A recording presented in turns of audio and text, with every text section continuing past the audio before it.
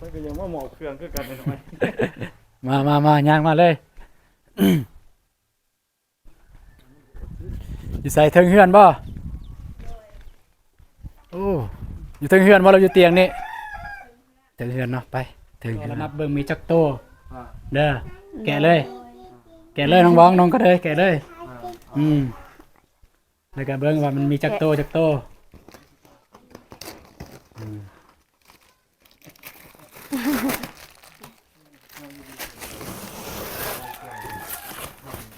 แทงมันยังปอดที่เจ้าคุณเนาะแอบเว้ย เอาวันนี้เอาออกมาพี่ก็ได้แล้วก็นับมันมีจักโตเอาออกมาเลยเพราะว่าทางผู้ใหญ่เพิ่นก็ให้เฮ็ดจังซั่นนะให้นับเบิ่งมันมีจักโตหมู่ก็นับเลยหมดนับเลย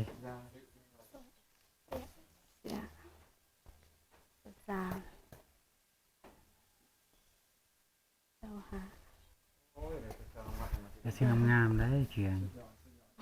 นี่เฉพาะเสื้อแบบนี้มันต้องงามหมดเลยนี่เอาแต่ก็งามมาให้พี่น้องเต็มตัวนี้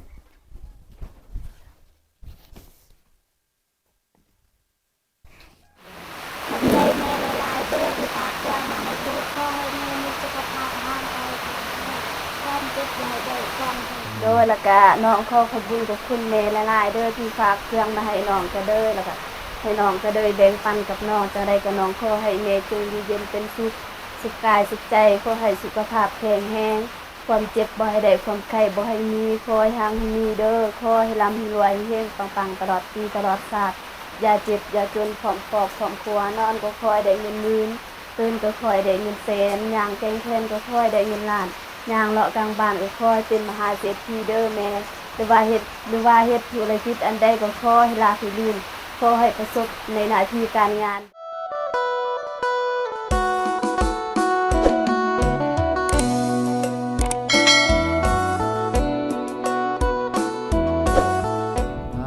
พี่น้องเนาะอากาศมื้อนี้แต่ว่าเย็นแดดอยู่แต่มันเย็นพี่น้องเลยเนาะอากาศแปรปรวนโอเคพี่น้องเนาะก็มื้อนี้ก็มาที่บ้านน้องบองพี่น้องเอ้ยพอดีมีแนวมีเครื่องมีของสิเอามาให้พี่น้องเนาะ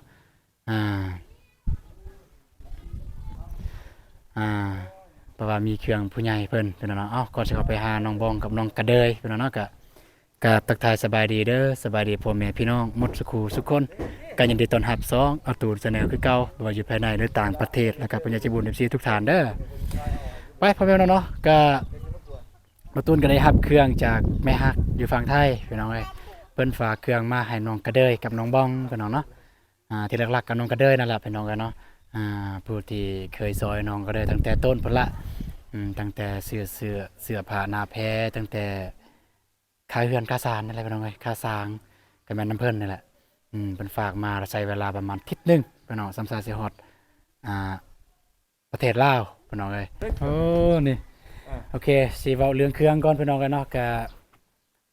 อันนี้ที่เห็นแกะนี่บ่แม่นว่าเบาวงหรือเบาตูนแกะพี่น้องเอ้ยมันเป็นอยู่นำบริษัทแม่เพิ่นฮักแม่นเพิ่นฮักสิแกะเบิ่งอยู่ดอกว่า อยู่ในมันมีหยังยันว่ามีสิ่งของที่ผิดกฎหมายตัวนี้เพิ่นแกะปกติในเบาตูนฮับเครื่องนำฝั่งไทยเพิ่นแกะเห็นตลอดแบบนี้ตอนแรกในเบาตูนตะกี้นะย่านเด้เอ้าเป็นหยังกองอันนี้คือตึกแกะเลยแต่ว่าเพิ่นก็รับประกันว่าบ่ได้เตะตอกอีหยังดอกเด้อแต่ว่ามื้อเทื่อก็เขาบ่ได้แกะก็มีมื้อเทื่อเขามาแล้วเขาทิ่มเด้เขายุ่นเขายุกย่อนะมันก็มีการบ่ตัวนี้นำบริษัทบ่แม่นนำพนักงานไปรษณีย์บ่แม่นนำบริษัทขนส่งนะเพิ่นแกะเบิ่งอยู่ดอกว่าย่านว่ามีสิ่งที่ของผิดกฎหมายแต่ว่ามีแต่ครับเพิ่นค้ำประกันว่าเครื่องทุกตู้อีหยังทุกอย่างนี่บ่เสียหายเพิ่นว่า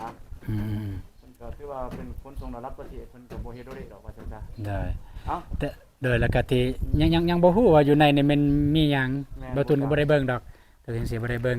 ที่จริงเครื่องนี่เพิ่นฝากมาแต่ดนแล้วบ่ได้บ่ตูนก็1นี่ทางใช้เวลาในการที่จะมาฮอดนี่มันก็โดนเติบกว่าสิมาฮอดประเทศลาว2นี่เครื่องมาฮอดปุ๊บพอดีหาไอ้วงเพิ่นไปเอาตอนแรง พอได้มาว่าสิไปให้พอได้เครื่องยังบ่ทันมาฮอดเพราะว่าไอ้วงอยู่ท่าแตงไปแล้วไงมันค่ำมันมืดก่อนเพิ่นน่ะก็ไปเอาเมื่อวานมื้อซื่นนี้พอดีมื้อนี้จังได้มาส่งทางน้องบองกับน้องกระเดยเพิ่นโอเคไปหาน้องกระเดยน้องบองเพิ่นอยู่พุ่นแล้วก็ได้บ่เอิ้นซองน้องบ่มาจับกองให้นี่น้องกระเดยกับน้องบองเพิ่นก็อยู่เทิงเฮือนตอนนี้พี่น้องเอ้ยแสดงบ่าววงนี่สู้ชีวิตขนาดมาถ่ายคลิปนี่ลูกสาวมานำสบายดีเด้อ สบายดีเด้อ สบายดีเด้อฟังลาวเนาะเป็นดังกันเลยสบายดีสบายดีเอาหาจับกองให้นะพวกอาสิจับอันนี้เอาน้องก็ได้จับไอ้วงก็ได้โอเคหนักเติบได้เนี่ยเพ่งๆไหมมันก็ยังว่าหมอเครื่องคือกันเป็นไงมาย่างมาเลยอยู่ใส่เทิงเฮือนบ่โอ้อยู่เทิงเฮือนบ่เราอยู่เตียงนี่เทิงเฮือนเนาะไปเทิงเฮือน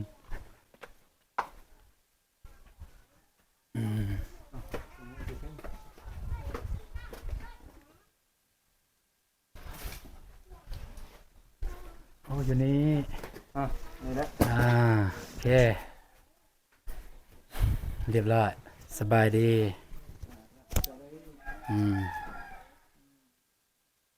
เอานำไปผู้นึงก็ได้ติดเบื้องนั้นมานั่งนี่ยันก็ได้นั่งติดกันรถเพราะว่าให้ได้ยินเสียงนั่นแหละโดยสบายดีเด้อไอ้ตู้นึกสบายดีอ้ายผู้วงแล้วก็สบายดีพ่อแม่ผู้ใหญ่ใจบุญทุกทานแล้วก็สบายดี FC ฟังไทยฟังลาวหรือว่าจะต่างประเทศหรืออยู่ในบ้านเฮาก็ขอสวัสดีสบายดีเบิดสุขสุคนเด้อสบายดีนะบ่าวตู้สบายดีพ่อแม่ผู้ใหญ่ใจบุญทุกทานสบายดี FC ฟังไทยฟังลาวหรือต่างประเทศในบ้านเฮาก็สบายดีสวัสดีสุคนเด้อได้ที่จริงเนี่ยเครื่องอันนี้เนี่ยไปมอบอยู่เฮือนน้องกระเดยพี่น้องเนาะแต่ว่าอยู่เฮือนน้องกระเดยเนี่ยคนหลายแล้วก็มันย่านว่ามันสิเกินว่าเกรงใจนะไอ้วงแบบเกรงใจคนหลายแล้วย่านว่ากระเจ้าคิดว่าเขาเอาเครื่องมาแจกย่านว่าเป็นจังซั่นเนาะก็เลยเลือกที่จะมามอบอยู่เฮือนน้องบองเพราะว่าอยากเงียบแน่นี่บ่มีไผนะก็ไปเจอเฮือนน้องกระเดยโอ้คนหลายอีหลีไปตอนเช้าเนี่ยคนลายจั่วคนเสียวเนาะแม่นเอาคือว่าโอเคแล้วผู้ว่ากองที่นี่นะให้คนแก่บ่นั่นน่ะแม่นก็ให้ทางซองน้องเพิ่นแกะเบิ่งเลยแล้วก็เอาออกมาเลยเทละตัวแล้วนับเบิ่งมีจักโตเด้อแกะเลยน้องบ้องน้องก็เลยแกะเลยแล้วก็เบิ่งว่ามันมีจักโตแ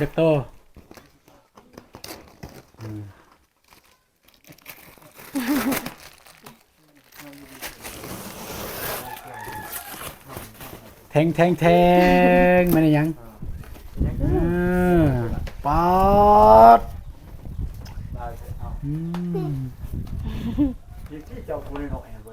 เอาวันนี้เอาออกมาพี่ก็ได้แล้วก็นับมันมีจักโตเอาออกมาเลยเพราะว่าทางผู้ใหญ่เพิ่นก็ให้เฮ็ดจังซั่นนะให้นับเบิ่งมันมีจักโต2 3 4 5ส่งเนี่ยส่งไว้ส่งเลยเสื้อไว้เสื้อนับตังบ่นับรวมเลยแต่ว่าคันทึกส่งก็ส่งไว้ส่งเสื้อไว้เสื้อ1 2 7 8 9 10มันจะต้นงามได้เนาะเครื่องเพิ่นงามเครื่องเพิ่น11ชื่อได้ไม่เลยเพิ่นว่าเพิ่นนุ่งเพิ่นว่าเพิ่นนุ่งแต่2เทื่อ3เทื่อคือจังซี่นี่โอ้งามเลย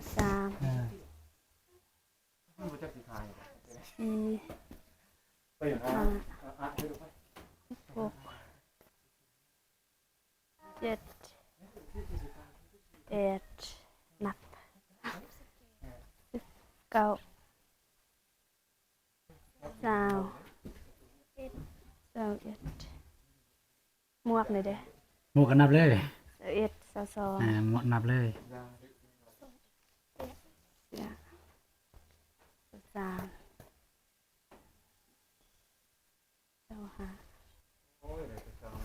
เสื้องามๆได้เขียงนี่เฉพาะเสื้อแบบนี้มันต้องงามหมดเลยนี่ เอาแต่ก็งามมาให้พี่น้องเต็มตัวนี้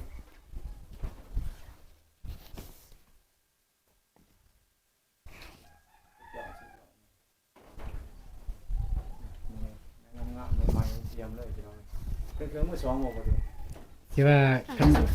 รื่องมือสอง เค ก็ รื่องมือหนึ่งเนาะงามๆอยู่ เพ เนาะ ราะว่าเครื่องเพิ่นเองอะนะมันบ่แม่นเครื่องเพิ่นไปซื้อนำตลาดบ่แม่นแบบเครื่องอ่ะเพิ่นเองเครื่องลูกหลานเพิ่นเองอะนะแบบเพิ่นใส่เพิ่นนุ่งมาแต่2เทื่อ3เทื่อซื่อๆเพิ่นว่า ตัวยังใหม่ยังงาม ยังใหม่ยังงามเสื้อนี่งาม เตรียมเลยพี่น้อง สี่ ลายคืนเติบลายตู่เติบเสือลายพี่น้องนี่ 35 36 37 แล้วก็ว่าจุนักเนาะตัวลายเลยเว้ยลายตัวเต็ม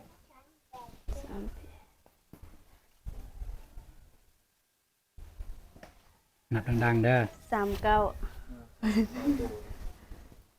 40 41 42 43 44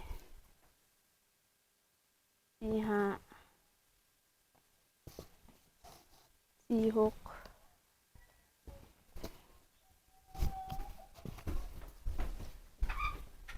47 48 49 50เอ็ดลาย52 53 54 55 56 57 58 59 60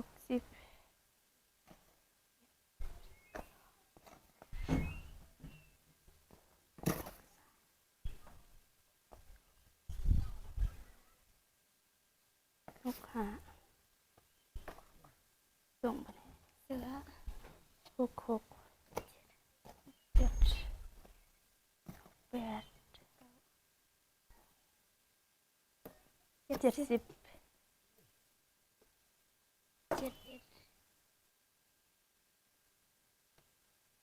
เอ็ด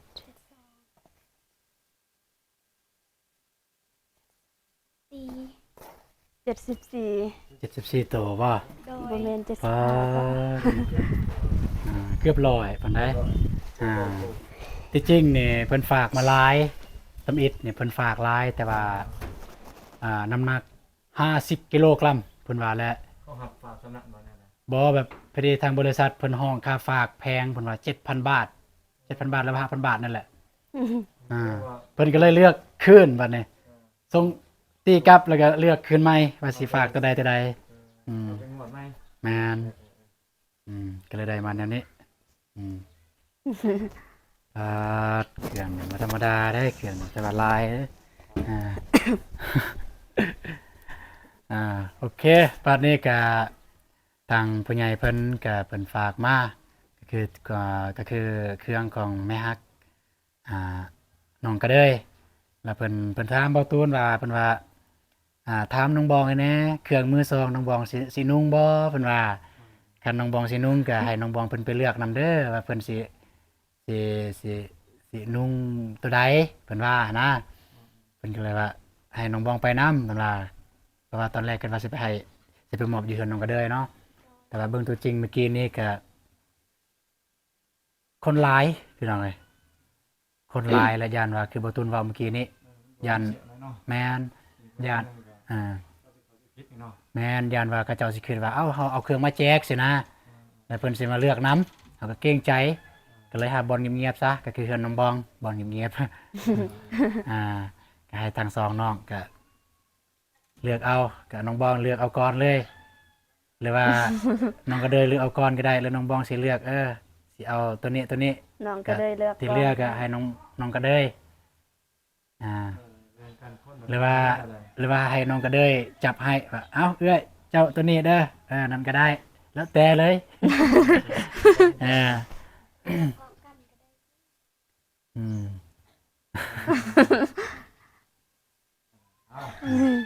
เอาเลือกบ้างไหมมันแต่ตัวมันงามเลือกบ่ถูกดอกมันแต่ตัวมันงามเบิด นี่แกนะเนาะ แต่ว่าเพิ่นหัวหน้าทางเพิ่นแบ่งก็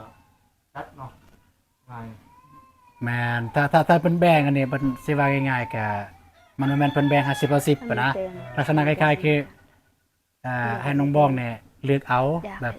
อยากนุ่งตัวใด อ่า อยากนุ่งตัวใดแล้วก็จับไปนุ่งประมาณนั้น แต่ว่าก็ให้น้องบ้องนำแน่ประมาณนั้นนะ น้องก็เลยน้องก็เลยนั่นได้ก็ได้อยากให้เลือกพร้อมกัน อยากให้เลือกพร้อมกันเลยโอเคเลือกก็เลือกแบบนี้พร้อมกันทุกเจ้า แต่ว่าเครื่องเนี่ย กินเด้อ ด้วยขอบใจหลายๆแต่ว่าเครื่องเนี่ยบอกได้เลยว่ามันจะตรงงามเลือกบ่ถูกดอก ซ้ำอยู่ซ้ำขาย ซ้ำขาย อยู่ซ้ำเข้าเกลือว่างขายอยู่ห้านห้านขายเครื่อง โดย เป็นภูมิที่เราไม่ลายตัวเนี่ยเดี๋ยว มันลายตัว ก็แล้วแต่สิแบ่งกันแนวใดก็ นั่นก็เลย ดูเนาะแม่แต่ว่าแน่นอนจ้ะ แมน ไอ้ก็ผู้สร้างสิว่าเอาไปแบ่งไปหนังไห้แล้วโมแม่นได้มีแต่น้องเลือกเองมาตัวเล็กเอามาตัวเล็กเอาครับไอ้เบิ่งนี่คือว่างามโอเคบ่ได้เครื่องเนาะ งานบททุกโตนะเครื่อง ซ้ำกับเขาตลาดคือกันเนาะ แม่น เอาไปซื้อเครื่องตลาดก็ประมาณนี้ อยู่กับแม่ลูกค้าแม่เรียมเบ่เห็นไหม ก็สิแบ่งกันไปบ่ได้นุ่งน้องก็เลยก็ได้น้องก็ได้เอาโลดมาตัวเล็กเอาเลือกได้น้องก็เลยเลือก เหมาะเยอะตัวนี้น้องก็เลยเหมาะเยอะ เขาเปลี่ยนเครื่องในเดนในทรงในงานได้สองไม่แต่ตัวมากไม่ใหม่เลย ส่งน้องก็เลย ของผู้ดีแอลผู้ดีโตก็เอาไปใช้ของมองเดือดเอา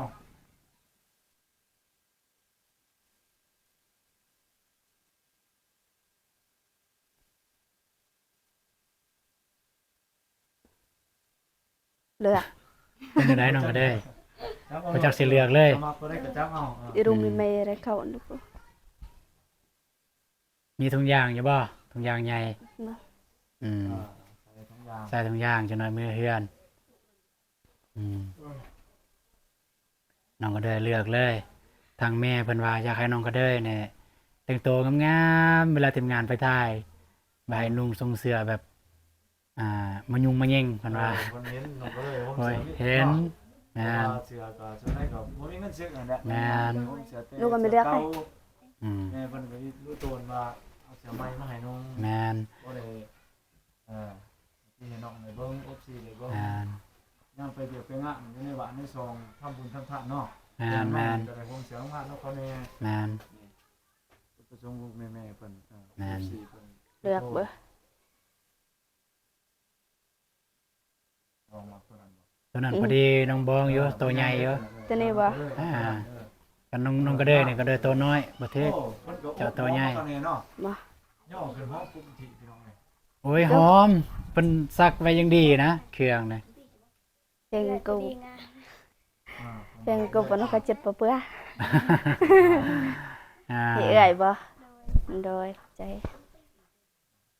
เลือกนี่เด้อน้องก็เดยงามได้อเสือนั่นนี่ เอาที่ แล้วมี10นี่ตัวนี้น้องก็เดยเหมาะอยู่นุ่งแขนยาวเวลาพวกอายไปถ่ายอันนี้ตัวน้องบองจับเนี่ยก็น้องก็เดย น้อยนะบ่ งามบนตัวหน่อยเด้ ตัวน้อยเด้ แม่นผู้เสื้อตัวหน่อยน้องก็ได้ นี่ก็ตัวน้อยคือกัน อืมตัวน้อยตัวใหญ่ก็เลือกเลยน้องก็ได้บางเทื่อว่าน้องมีเกินว่าตัวอย่างว่าน้องมีเสื้อลายจังซี่เนาะแล้วมีพี่น้องที่ขาดเคินจะน้องก็สามารถเอาให้พี่น้องใส่จากตัวหนึงบ่จังซี่ก็เป็นน้ำจิตน้ำใจจากน้องอืม บ่ จนเลือกบ่เป็นเลยนะส่งเสริมแต่ตัวมันงามอืม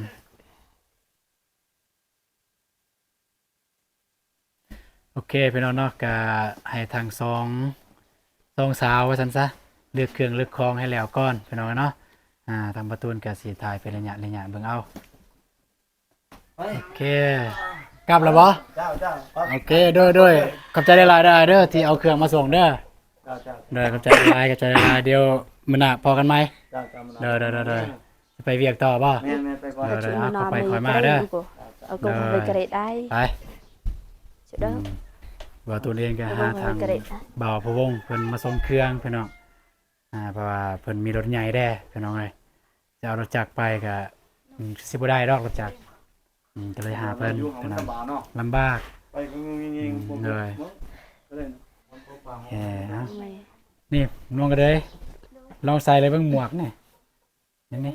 ลองใส่เลยลองอุ้ย คือสาวต่างประเทศนะ เนี่ยปัดเนาะเลือกต่อป่ะเนี่ยเป็นอะไร อืม เนี่ยเครื่องยังลายเยอะ70 กว่าโตพุ่นแต่บ่ฮู้ว่าน้องบองนับถือหรือบ่แล้วก็บ่ฮู้ว่าทางผู้ใหญ่เพิ่นฝากมาจากโตแล้วเดี๋ยวมื้อแลงสิถามเพิ่นว่าเพิ่นฝากมาจากโตยานว่าเครื่องมันตกเหียเสียหายพี่น้องเอ้ยทางบ่ตัวเองก็บ่ได้จกบ่ได้เกินว่าบ่ได้แกะแกะหอยเก่ามันตัวหอยเก่าที่แกะนี่มันนำบริษัทพี่น้องเอ้ยบริษัทเพิ่นแกะเบิ่งเพิ่นก็ย่านว่าฝากเครื่องสิ่งที่ผิดกฎหมาย เล่ม อืม ไม่ เลือกเพื่อรถ น้องก็เด้อบ่ให้เลือกแต่ตัวน้อยๆเด้อเลือกตัวใหญ่ๆก็ดีคือกันเพราะว่าให้พ่อให้แม่เด้นุ่งย่านอืม บอกคือบ่เลือก ทรงงามอยู่อ่า เนี่ยทรงใหญ่ ใหญ่ ใหญ่ก็นี่พี่น้องนะเสื้อมันจะทรงงามพี่น้องเลยจนเลือกบ่ถูกซะนะเลือกบ่ถูกเลยเครื่องนี่มันจะทรงงามหอมอีกเด้เพิ่นซักไว้เป็นอย่างดีนั่นยอมรับน้ำใจเพิ่นอีหลี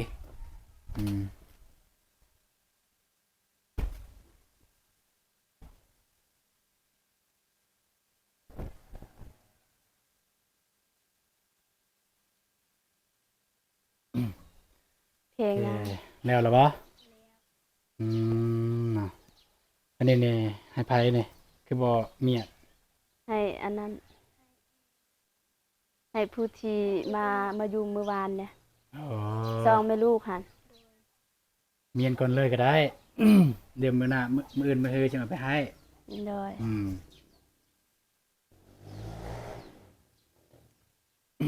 ตอนนี้ก็เลือกไว้ก่อนเลยน้องก็เดยก็เลือกของน้องก็เดยน้องบองก็เลือกของน้องบอง หลังจากนั้นก็จะเอาตัวใดไปให้เพิ่นก็แล้วแต่บ่แม่นสิเลือกให้สิเลือกไว้ตั้งแต่ตอนนี้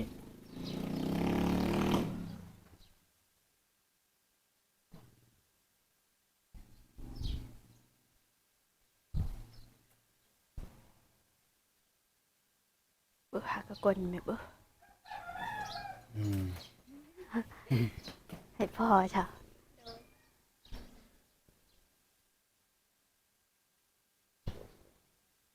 74 โตบอกว่าเพิ่นฝากมา100 โตแต่ว่า โอ้ยานเด้นี่ เดี๋ยวมื้อแลงสิโทรถามเพิ่นงามเด้เข้าวัดเข้าว่าเด้น้องก็เด้ยน้องยังบ่ทันมี แม่น เสื้อเข้าวัด งามอ่าเสื้อเข้าวัดได้หั่นนุ่งไปเข้าวัดเข้าว่า ชุดนอน อ่า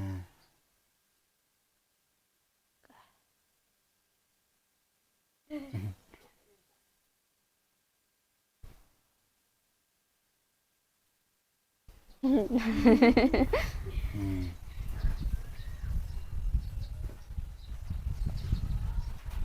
โอ้ฝนตกแล้วพี่น้องเอ้ยอืม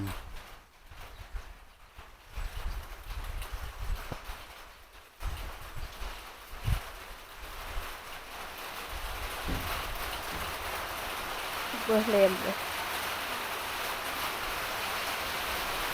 บ่aku ya ben thì xem anh tôi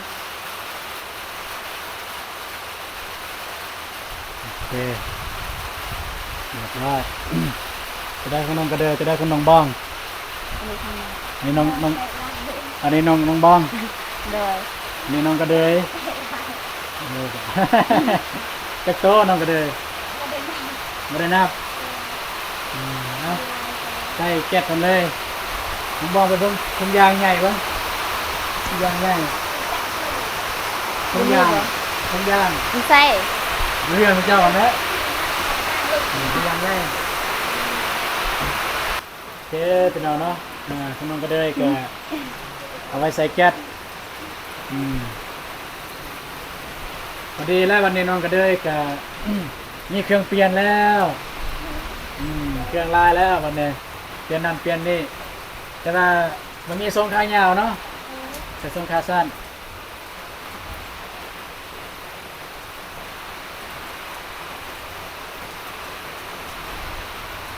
uy lùm nắp vào cây งามได้เสือเนี่ยอุ่นเสือนี่งามบดทุกโตวเลือกบ่เทือกดอกเลือกกันไดใจกระเจ็บ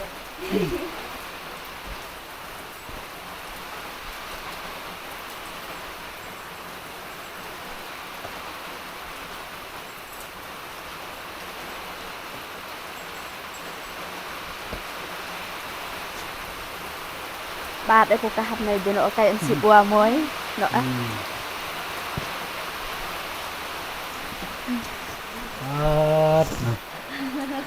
สิเต็มแก๊ส คนต้องบอกได้จากโตนับบ่เมื่อกี้ได้จากโต lùm nắp บ่ได้นับบ่ nắp vô này là cái น้องบอกจากโต nâng song samห้าหกเจ็ดแปดเก้า11 12 13 14บ่ 14โดย นับตัวนี้จากโต 1 2 3 4 5 6 7 8 9 10 11 12 13 14 15 16 17 18 19 20 21 22 23 23 23บ่น้ำนองก็เลยประมาณ40ปลายลายก็สมควรแล้วแม่หักของน้องเด้ฝากมาเด้ แล้วอาสิถามในตัวนี้นี่สิเอาไปให้เลยบ่รอสิปะก่อนก็ได้น้อง เครื่องที่เรือที่เอาว่าเอาไปให้สองแม่ลูกแม่นบ่ โดย เครื่องนี้เอาไว้ก่อนจะไปให้ก็ได้ โดย เบิ่งตัวจริงก่อนก็หาถุงยางมาใส่เมียนก่อนแล้วบัดไปแล้วจะไปมองนำกันก็ได้แล้วว่า แล้วว่าน้องก็ได้เมียนก็ได้ไปเบิ่งเมียนก็ได้เนาะเงินน้องมันน้อย อ๋อ มันเฮือนน้องมันน้อยบ่ได้ยินปานใดพี่น้องน้องก็ได้เว้าลืมให้ใหม่